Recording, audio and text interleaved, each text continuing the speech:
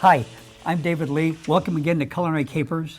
Thank goodness I'm back in the kitchen with Executive Chef Albert up here at the Arbor. And in our last show, he told us how to make the sauce for his miso salmon. Now we're going to see the salmon and see if you can outdo Dan and me in your salmon cooking. Okay. All right? All right. So challenge. show us how to do the salmon that's on the menu tonight. Okay. Here I go with our salmon fillets. You can use any type of salmon, Atlantic, white. Okay. Trim it up, try to get the fat off of the salmon. Right, right. Okay.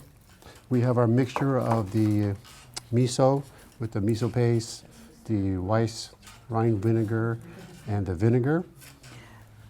Gotcha. That's going to be, yep, okay. Okay. That's, So what we're going to do is just put it on, and you don't want it to marinate too long. 2 hours at most. right, we were talking about that before the show. You want the flavor of the miso in here, but because there's acid in here, you don't want it to cook the salmon. Correct. So Correct. no more than 2 hours. Would you say a minimum of a half hour or a minimum? A minimum What's of the at least minimum? an hour. Okay, at 1 least an hour. You just wanted the flavor to get around the outside, a little bit of it to penetrate the inside. You really want to coat it really well. Yeah, okay. That's what you want to do. Wrap it, put it in the refrigerator. Don't leave it out. Gotcha. No, right. Never leave it out. If you do leave it out, I suggest you put a pan with ice on the bottom Oh, okay. and a container on top, and you put it on, you wrap it up, but make sure there's enough ice that lasts an hour. I'm going to put it in the fridge. Okay. Just to be safe. It all depends on how many people you're making it for and how much room you have in your refrigerator. Right. And then you would wrap it. Okay? Okay, next up, we want to go ahead and make the Brussels sprouts. That's right. The side dish for this. Right. We'll let it Okay. marinate for a couple hours and make our dish because what we're doing, we're braising on the stove. Perfect. Okay? And Brussels sprouts are my wife's favorite, so Oh, you're nice. teaching me a new. So what we're doing with braising is we're cooking it in moist cooking. Right. Okay? That means with the liquid, so that's what we're going to do. We're going to use chicken stock, sweet potatoes, Brussels sprout, and onions. And the reason why I'm using the sweet potatoes is that sometimes the Brussels sprouts kind of get a little bit bitter. So instead of adding sugar, I'm going to add sweet potatoes. Nice. You see, that way this gives it Yeah. a balance. Nice. And Yeah. I'm trying to stay away from the sugars. And this is on the menu tonight too, right? Yes. Yeah. So this is part of the dish tonight now. Brussels sprouts. Brussels sprouts. So in order to get this started, I want to get my pan pretty hot. Nice and hot, right? Nice and hot. And what I want to do is try to get this in the pan. Again, I'm trying to not use any butter or any type of Oh, really? vegetaline. Okay. Okay, I want to make it a healthy type of cooking. But sometimes, what Oh, people yeah. do, what people also do, they'll take a little bit of liquid and they'll just, watch it. And if it doesn't bubble up real quick or steam Yeah. off real quick, it's not hot enough.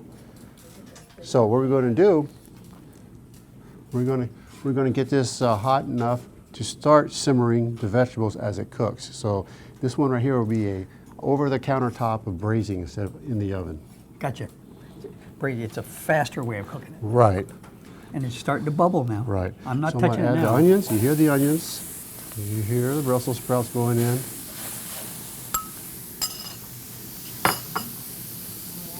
Sweet potatoes. And we have our audience here today, and I'm hearing them say that they like Brussels sprouts. So They did. we're going to have them sample this when we're done. And what I'm doing is just getting it ready. So when I add the stock, see it? Yep. Now this Yeah. is going to take 45 minutes to cook. So what you're going to do, you turn down your heat, and you're going to keep stirring your product. Mm-hmm. And you're going to add your stock to it as it Okay. goes. Okay? Like when you make your risotto, just keep adding. Exactly. Let it come up. Exactly. Let it exactly. evaporate and Yeah, you don't want to add it too early and then have it up to the rim, get soggy then, get right? soggy, and then your cabbage turns color too early. Wait. You want it to look like this after the finished product. have some type of green instead of being all gray. Okay? So you season this with salt and pepper, Uh-huh. little at a time as it reduces. And use white pepper, because what happens when you use black pepper, you see the black spots in it.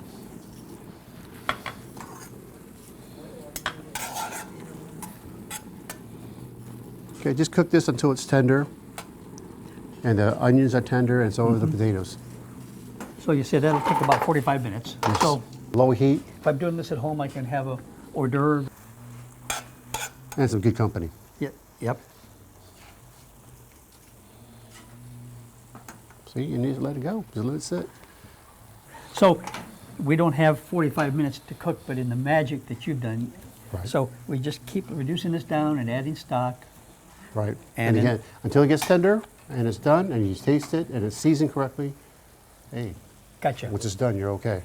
So when it's done, this is going to be the texture, the consistency, Right. right? So it's all is the gonna be- liquid's been cooked out of it. Yes. You see, all of Yep. it was almost gone. Mm-hmm. And this is going to be in the bottom of the fish. So however you Yeah. set up your plate, you put this on the bottom and your fish will go right on top. You know what the best thing about a hash is that over time the hash gets better and better. Corned beef and hash, the first day you make it, it tastes Well- good, but I tell you, 2 days down the line, corned beef and hash is the bomb. It's very good on 2 days. And this is what I made yesterday for today. So this is going to be very, very good. Okay. Okay? So now we're going to cook the salmon, right? Now we're going to cook the salmon. I suggest with the miso salmon that you use a Teflon pan. Okay. You know, the reason for the Teflon pan is we're not going to be cooking with a lot of oils. We're going to be healthy cooking. So we're going to use vegeline or no type of Yeah. oil whatsoever. Plus Okay. the miso will burn easily too. Right. The miso, you want that char on your fish. Okay, that's the most important part. Once they see a little black on it, they know it was charred and it got burnt into it. It got burnt into the fish. That's what gives it the flavor. It's like having a black and red fish. Yeah. Remember how Cajun style really took us by storm? We're doing the same thing with this. Okay. So we're gonna get this really hot. So how many of these do you think you'll serve tonight up here at the Arbor? Oh, we serve about 15 to 20. 15 to 20? Yeah. Oh, that's nice and warm. Ooh, you hear it.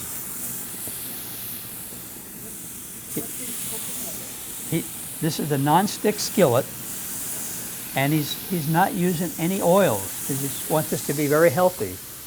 And you can't see it, but boy, they're shimmering because it's on such a nice hot skillet. And I can see the miso is already starting to turn a little brown. Yeah. Smell it. Smells great, doesn't it? Dan, I don't know. This looks pretty good. There you go. Wow. See how the color is? Yeah.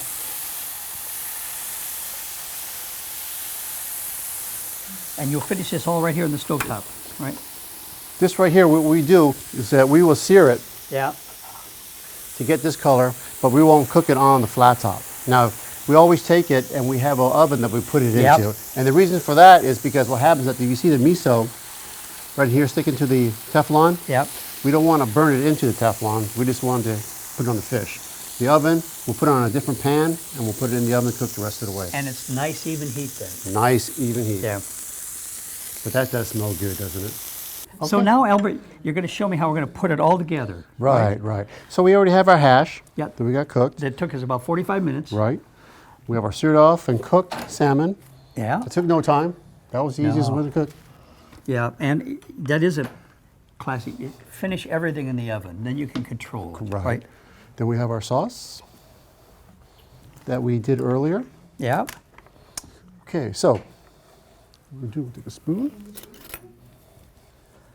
The presentation is everything. Correct. And you eat with your eyes first. Exactly.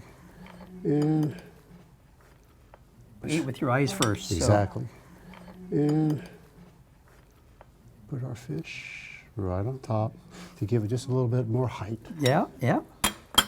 Now, we got our sauce. Now the saucing. We don't put the sauce in the container because what happens if you put it in and then use it right away, it's too hot and it would just come out like Right, and you want come out too You want fast. to kind of body temperature, right? There you go. So you take your sauce, go to the side, see how much comes out. Oh, nice. The viscosity is not that fast. Oh boy, And then you have your plate right here. there we have it. Well, Chef Albert, I can't thank you enough. Oh, my pleasure. I will admit to you, this looks pretty darn good. Yeah, it does. I'm hungry too. So thanks for amazing. joining me. Oh, my and pleasure. thanks to all of you for joining us today. You're all going to get a sample in a minute here. So this is really neat. I'm coming up Thank for you. dinner one of these evenings. Okay, All right? I'm here. Okay. Thanks again. All right, my pleasure. Thanks for joining us. Bye for Ladies and now. gentlemen, thank you.